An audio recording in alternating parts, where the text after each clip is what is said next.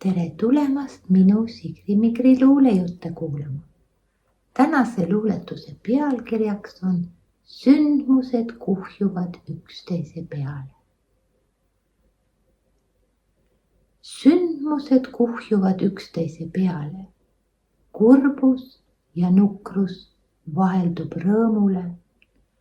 Valu ja vaev annab teed elus heale. Valgustab teekonda helguse sõõmule.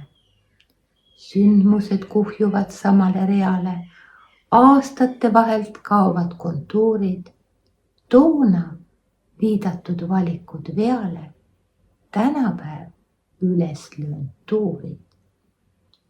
Sündmused kuhjuvad üksteise peale, valgus ja vari koos astuvad teel, loomingu teel. Orienteeritud heale, reipana hoiab sind värsside keel.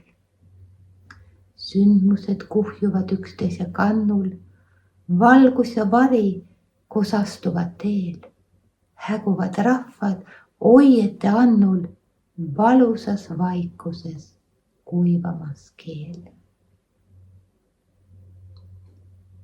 Tänan kuulamast, kohtumiseni!